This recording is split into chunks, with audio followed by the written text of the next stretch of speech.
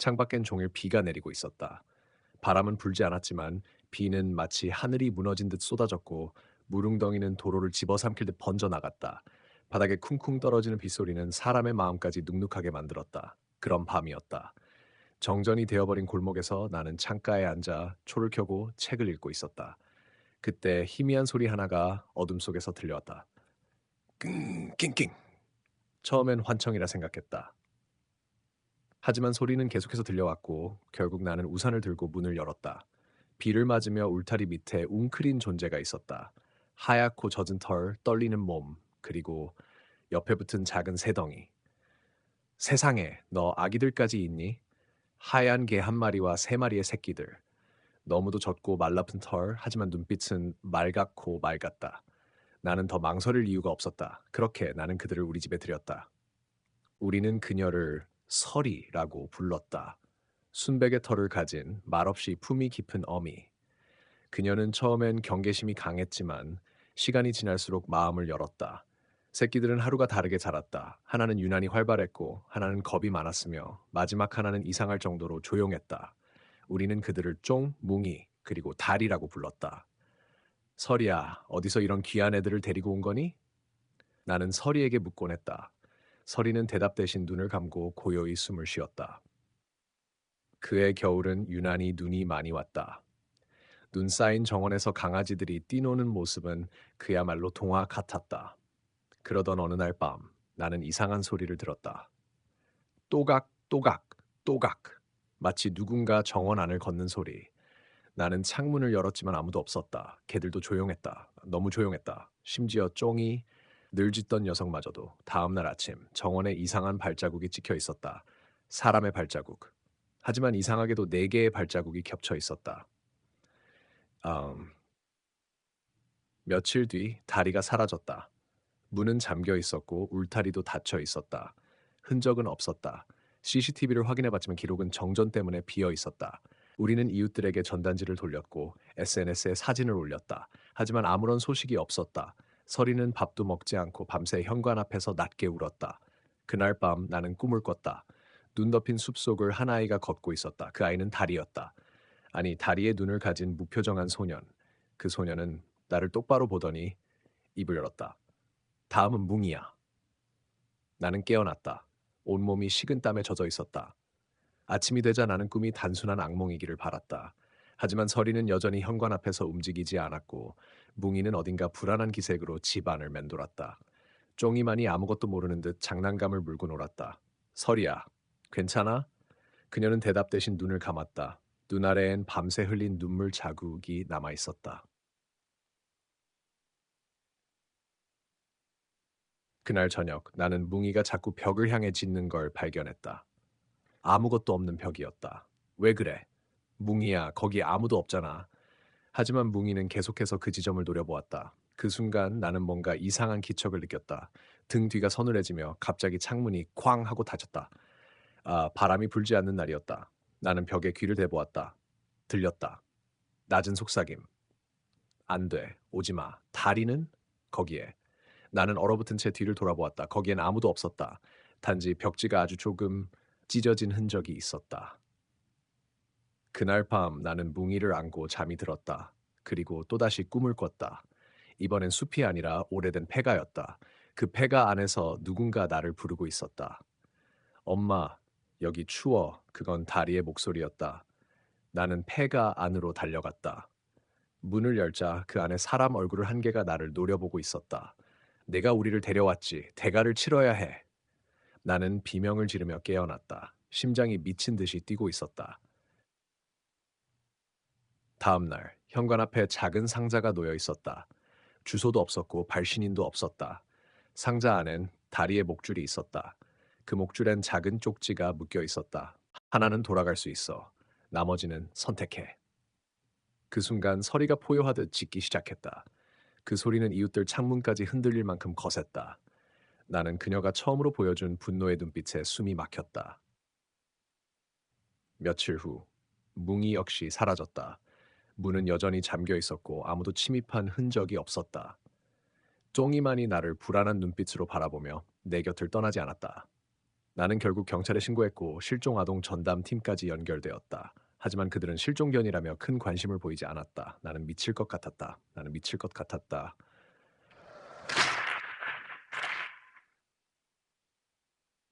그러던 중 오래된 파일함을 정리하다가 우연히 찾은 한 장의 사진.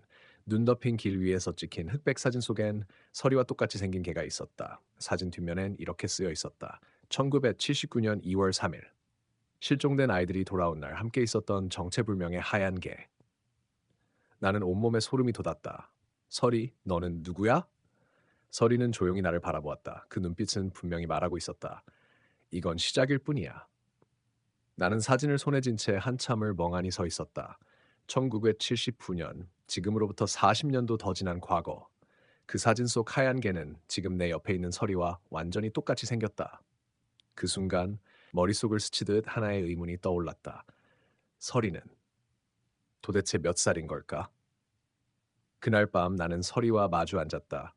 쫑이는 내 무릎 위에서 잠들어 있었고 서리는 여전히 깊은 눈으로 나를 바라보고 있었다. 나는 물었다. 그 사진 속 개 너지? 서리는 아무 말도 없었다. 하지만 그 순간 거실 벽시계가 정확히 자정을 가리키며 멈췄다. 초침마저 소리를 멈춘 정적. 그리고 끼익 현관문이 열리는 소리. 나는 벌떡 일어나 문을 향했다. 하지만 문은 여전히 잠겨 있었고 바깥엔 아무도 없었다. 대신 문 앞엔 진흙 묻은 발자국이 남겨져 있었다. 사람의 것과 짐승의 것이 섞인 채로. 믿기지 않게도 다음 날 나는 사진 속 날짜인 1979년 2월 3일을 검색하기 시작했다. 믿기지 않게도 그날은 실제로 3명의 어린이가 실종되었다가 며칠 후 극적으로 돌아온 날이었다. 그들의 증언은 모두 동일했다. 우릴 데려간 건 사람도 동물도 아니었어요. 하얀 개가 지켜줬어요. 근데 그 개는 가끔 사람처럼 웃었어요. 등골이 오싹해졌다. 그 사건의 마지막 기록엔 아이들 중 한 명이 이유 없이 다시 실종되었다는 말이 있었다. 그리고 그 아이는 영영 돌아오지 않았다. 그날 밤 나는 다시 꿈을 꿨다. 어두운 방 안 커다란 거울이 하나 있었다. 거울 속에는 나와 서리가 서 있었고 그 곁엔 사라진 다리와 뭉이가 있었다. 그들은 웃고 있었지만 웃음이 너무 이상했다. 그리고 거울 속에 나가 천천히 고개를 돌렸다. 그 눈은 내 것이 아니었다. 깨어난 나는 식은땀에 온몸이 젖어 있었다. 며칠이 지났다. 정이는 점점 말을 안 들었다. 아니 마치 무언가를 따라가려는 듯 자꾸 어딘가를 향해 문을 긁었다. 특히 벽난로 뒤편. 나는 못 이긴 척 벽난로를 치우고 이쪽을 살펴보았다. 그리고 그곳에서 숨겨진 작은 문을 발견했다. 오래되고 거미줄이 가득한 문. 망설이던 순간 쪼니가 내 손을 핥았다. 같이 가자고? 나는 손전등을 들고 문을 열었다. 그 안엔 짧은 계단이 어두운 아래로 이어지고 있었다. 방 안엔 책장이 있었고 한 걸음 또 한 걸음. 계단을 내려가자 곰팡이 냄새와 함께 이상한 냉기가 뿜어져 나왔다. 그리고 그 끝엔 오래된 방 하나가 나왔다. 방 안엔 책장이 있었고 낡은 일기장 하나가 놓여 있었다. 나는 그 일기장을 펼쳤다. 표지엔 이렇게 적혀 있었다. 1980년 연구 제13호 대상명 하얀 개체. 나는 숨이 막혔다. 그리고 첫 페이지를 펼쳤을 때 온몸에 피가 식는 기분이 들었다. 이 개는 동물의 형상을 하고 있으나 인간의 기억을 받아들이며 변이한다. 아이들을 선택한다. 영혼을 교환 조건으로 데려간다. 그때 쫑이가 멈춰섰다. 그리고 낮게 길게 으렁거렸다. 방 한쪽 구석 무언가가 있었다. 그림자처럼 움직이는 그것. 하얗고 흐릿한 형상. 그건 분명 설이었다. 하지만 눈빛은 완전히 달랐다. 나는 서리의 형체를 보고 숨을 삼켰다. 그녀는 어둠 속에서 나를 보고 있었다. 그러나 더 이상 내가 아는 서리가 아니었다. 그 눈엔 기억이 없었다.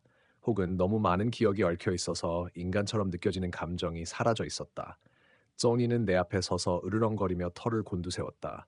서리와는 가족이었을 텐데 지금 그는 두려워하고 있었다. 나는 조심스럽게 말했다. 서지? 나야. 기억하지? 서리는 한 발짝 다가왔다. 그녀의 털은 여전히 부드럽고 하얀색이었다. 하지만 그 아래에 나는 뭔가 비늘 같은 것이 움직이는 걸 보았다. 동물의 껍질을 쓴 존재. 그 순간 그녀가 입을 열었다. 널 기억해. 하지만 넌 선택을 해야 해. 목소리는 사람의 것이었다. 하지만 입은 움직이지 않았다. 소리는 내 머릿속에서 들렸다. 내가 사랑하는 이들을 살리고 싶다면 그 대신 기억 하나를 줘. 가장 소중한 기억을. 나는 뒤로 물러났고 서리의 눈빛은 더욱 어두워졌다. 방 안은 이상하게 뒤틀리기 시작했다. 벽은 살아있는 듯 움직였고 바닥은 물처럼 일렁였다. 그리고 내 머릿속에서 어떤 장면이 떠올랐다. 어릴 적 아버지가 나를 업고 빗속을 달렸던 기억. 집 앞에 도착했을 때 어머니가 젖은 수건으로 내 머리를 닦아주며 웃던 그 순간. 그 웃음은 내 인생에서 가장 따뜻하고 빛나던 것이었다. 서리가 말했다. 그 기억 줄래? 나는 숨을 멈췄다. 그걸 주면 나는 더 이상 내가 아닐지도 몰랐다. 그때 뒤에서 누군가의 손이 내 팔을 잡았다. 나는 깜짝 놀라 돌아봤고 거기엔 아이였다. 초등학생 정도 되어 보이는 아이. 진흙으로 얼룩진 옷, 눈은 공허했고 입은 떨리고 있었다. 그 아이가 말했다. 난 1979년에 사라졌던 애야. 이 방에서 엄마를 그리워하면서 계속 살았어. 근데 기억이 없어졌어. 누군가 줬대. 그 기억을 서리가 가져갔어. 나는 말문이 막혔다. 근데 너는 아직 선택할 수 있어. 서리는 원래 그런 존재가 아니었대. 사람들이 그렇게 만들었어. 나는 다시 일기장을 펼쳤다. 다음 페이지엔 이렇게 쓰여 있었다. 대상은 원래 보호 본능이 강한 개체였다. 그러나 인간의 기억을 지속적으로 주입한 결과 자아 분열 및 현실 왜곡 현상 발생, 더 이상 통제 불가능, 격리 필요. 그 밑엔 빨간 글씨로 덧붙여 있었다. 실험 실패, 대상은 도망쳤다. 현재 위치, 미상. 나는 퍼뜩 깨달았다. 서리는 도망쳐서 여기에 온 것이다. 우리가 구조한 게 아니었다. 그녀가 선택한 것이었다. 그 순간 쪼니가 짖으며 서리를 향해 달려갔다. 나는 막으려 했지만 이미 늦었다. 쪼니와 서리는 엉켜 싸우기 시작했고 방 안은 점점 붕괴되는 듯한 굉음을 내기 시작했다. 벽이 갈라지고 천장에서 먼지가 떨어졌다. 서리의 눈빛이 순간 흔들렸다. 그녀는 다시 내게 속삭였다. 기억 하나면 돼. 그 하나만. 나는 외쳤다. 안 돼. 그건 내 거야. 서리, 네가 누군지 넌 알아.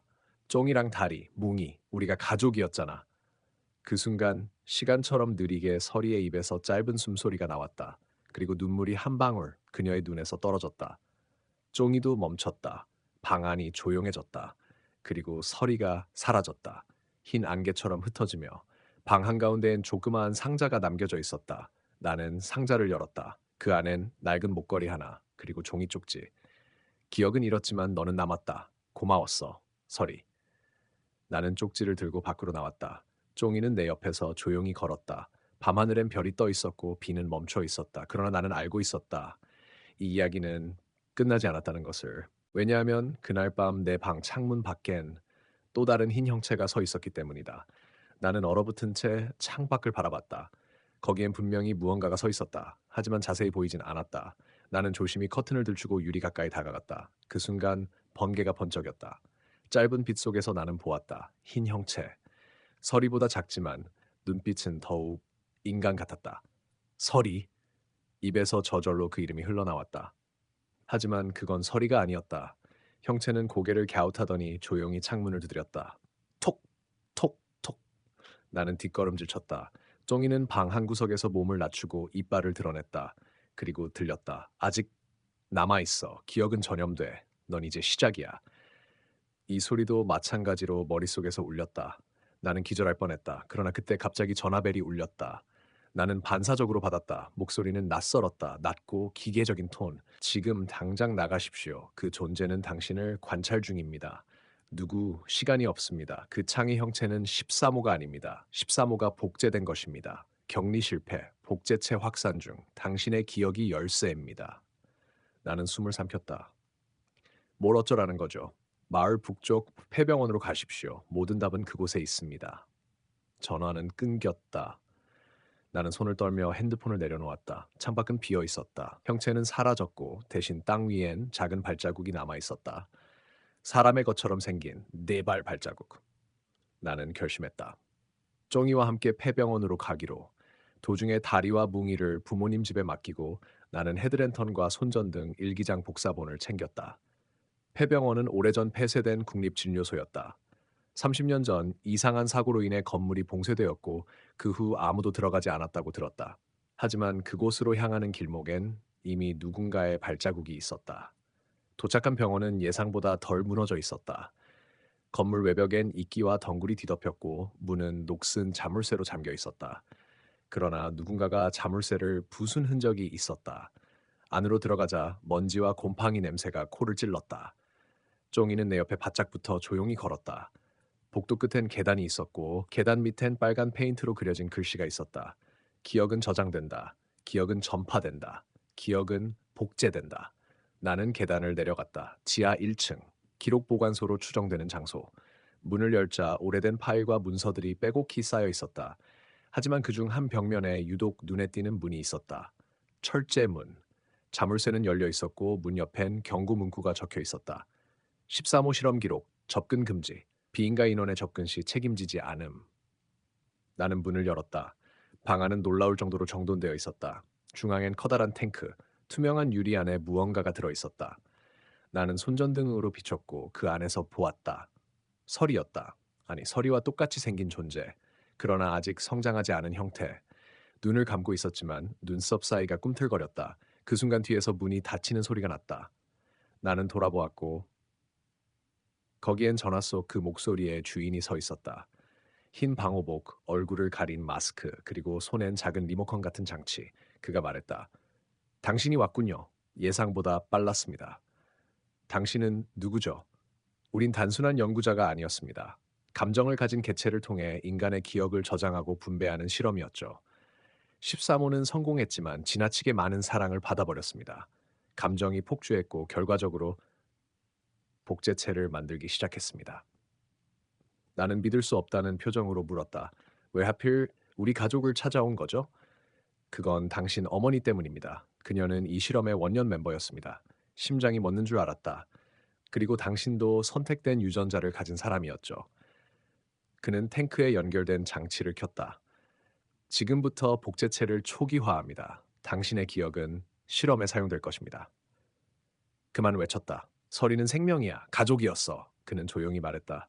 그건 당신의 기억일 뿐입니다. 그리고 탱크 안에서 눈을 뜬 서리가 나를 보았다. 탱크 안에서 눈을 뜬 서리는 정확히 말하면 서리와 똑같이 생긴 무언가는 천천히 나를 바라봤다. 그 눈빛엔 익숙한 따스함도 있었지만 그보다 더 강하게 느껴지는 것은 공허함과 기계적인 침착함. 그건 서리가 아니야. 나는 뒷걸음질 쳤다.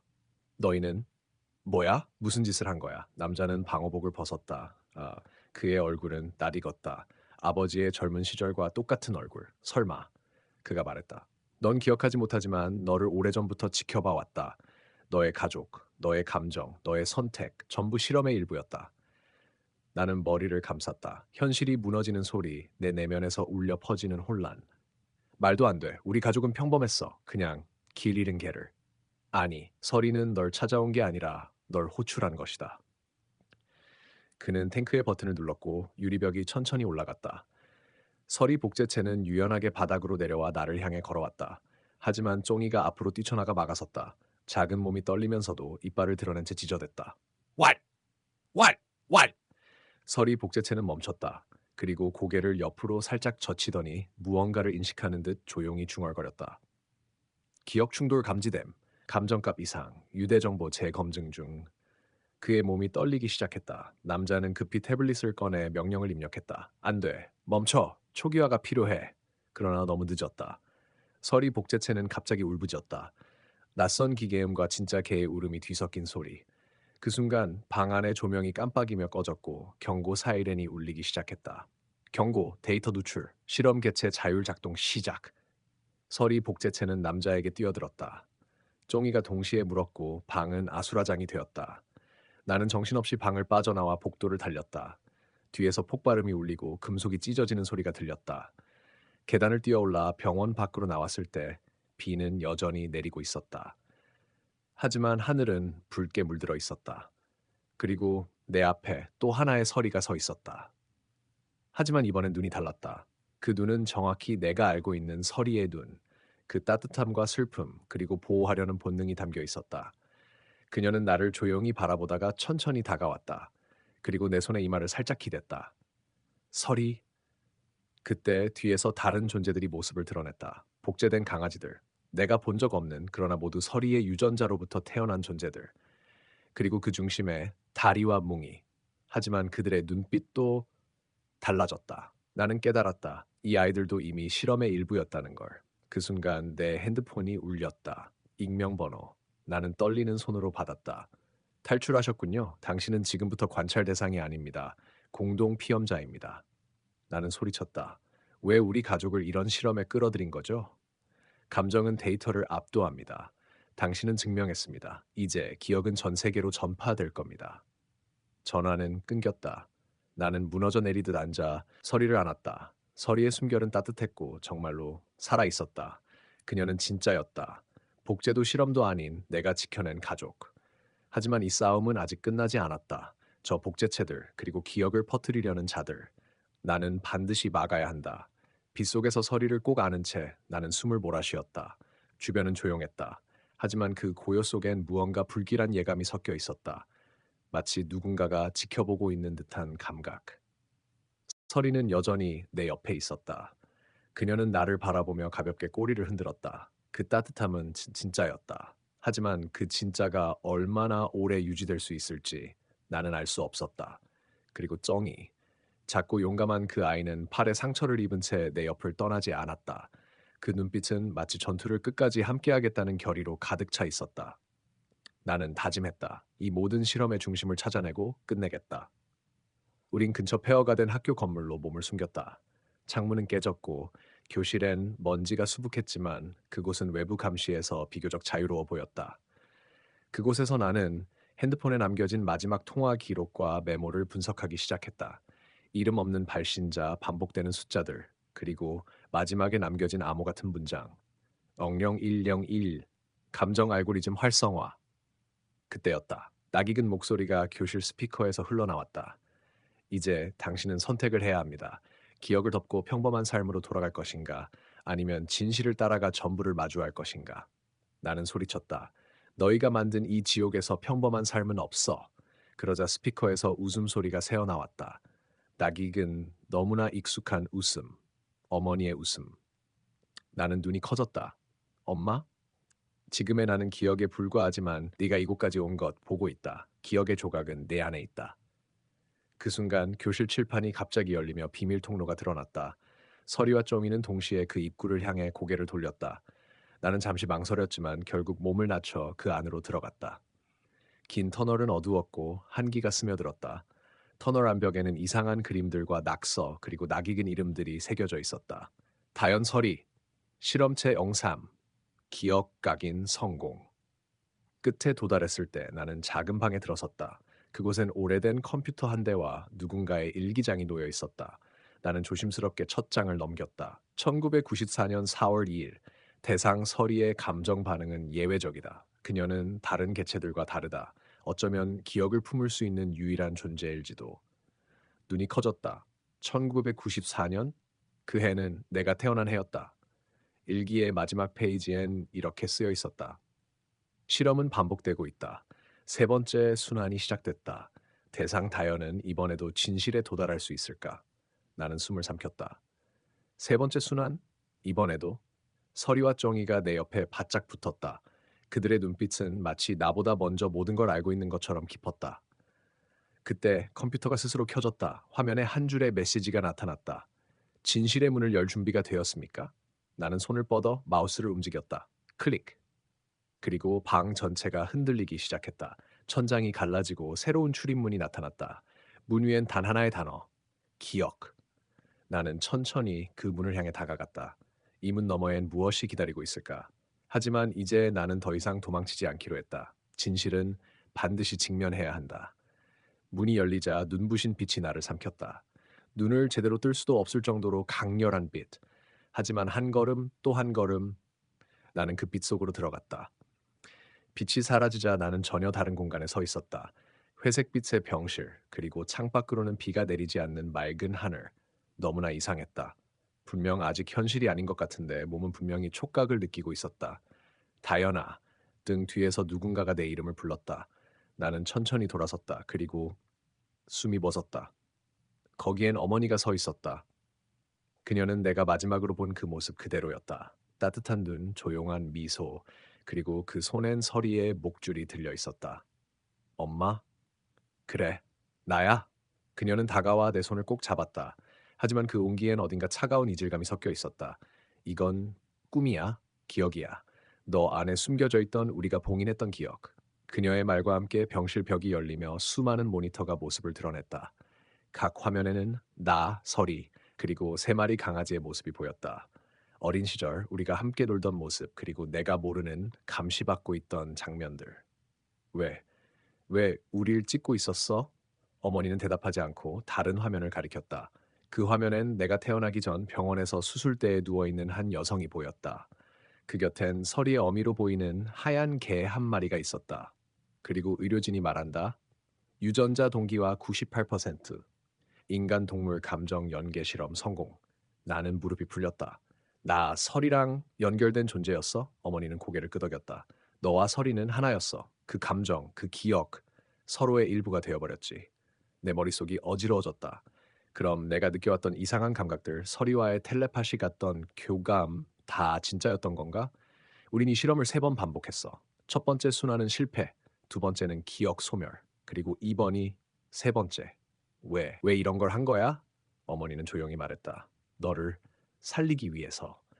그 순간 천장이 갈라지며 경보음이 울렸다. 침입 감지, 기억 안정화 실패, 대상 다연의 자율인식 활성화 감지. 서리와 쩌니가 경계하며 내 옆에 섰다. 그들의 눈빛은 날카로웠고 뭔가를 지켜내려는 본능이 느껴졌다. 어머니는 고개를 돌리며 말했다. 시간이 없어. 이 문을 통해 나가. 진짜 세계로 돌아가야 해. 그녀가 가리킨 곳엔 작은 문이 하나 있었다. 그러나 그 문 앞을 어두운 형체가 막고 있었다. 그 실루엣은 나였다. 하지만 눈이 없었고 입가엔 피가 흘렀다. 넌 아직 준비되지 않았어. 그 형체는 중얼거렸다. 진실은 아름답지 않아. 진실은 인간을 무너뜨리지. 나는 이를 악물었다. 내가 결정해. 난 알고 싶어. 그 어떤 공포보다 모르는 게 더 무서워. 나는 서리와 쫑이를 끌어안고 그 형체를 뚫고 문으로 향했다. 바로 그 순간 강렬한 충격과 함께 모든 것이 무너져 내리기 시작했다. 기억 복구율 100% 달성. 대상 다연이 선택했습니다. 가상 프로토콜 종료. 눈을 떴을 때 나는 하얀 실험실에 누워 있었다. 온몸엔 전선이 붙어 있었고 서리는 조용히 내 곁을 지키고 있었다. 모니터엔 이렇게 쓰여 있었다. 실험 3차 종료. 감정 통합 완전 성공. 나는 천천히 고개를 들었다. 창밖엔 진짜 비가 내리고 있었다. 더는 가짜가 아닌 진짜 세상. 하지만 이젠 알았다. 내 감정의 일부는 더 이상 내 것만이 아니었다. 실험실 침대에 누워 천장을 바라보았다. 머릿속은 여전히 복잡했다. 내 몸 안에 남아있는 기억과 감정들은 이제 단순한 내 것이 아니었다. 서리와 쫑이와 심지어 어머니와도 연결된 그 무엇이었다. 병실 문이 열리고 한 남자가 들어왔다. 그는 실험 책임자였다. 차가운 눈빛으로 나를 응시하며 말했다. 다현 씨, 축하합니다. 당신은 성공한 첫 번째 인간, 동물 감정 융합체입니다. 나는 고개를 저었다. 이게 성공이라고요? 내 삶을 이렇게 망가뜨려 놓고? 그가 천천히 다가와 내 손을 잡았다. 당신은 특별합니다. 앞으로 감정 실험의 핵심이 될 겁니다. 당신 안의 감정 조각들은 우리가 통제할 수 없는 힘이죠. 이 힘은 인류의 미래가 될 수도 있고 파멸을 가져올 수도 있습니다. 내 안에서 무언가 끌어올랐다.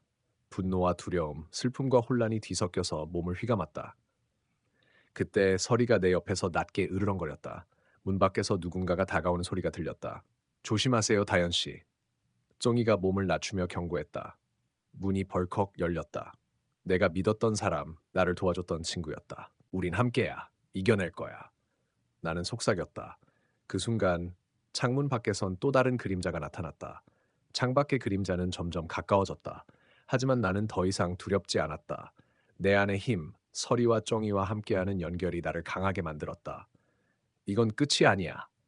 나는 단호하게 말했다. 우리는 자유로워질 거야. 그 순간 내 몸에서 빛이 폭발하듯 퍼져나갔다. 그 빛은 실험실 전체를 감쌌고 감시 카메라가 모두 꺼졌다. 책임자와 배신자는 놀라 움찔했지만 아무것도 할 수 없었다. 빛이 가라앉자 우리는 이미 실험실 밖이었다. 빗방울이 내 얼굴을 적셨다. 진짜 비었다. 그리고 서리와 정의는 나를 보며 꼬리를 흔들었다.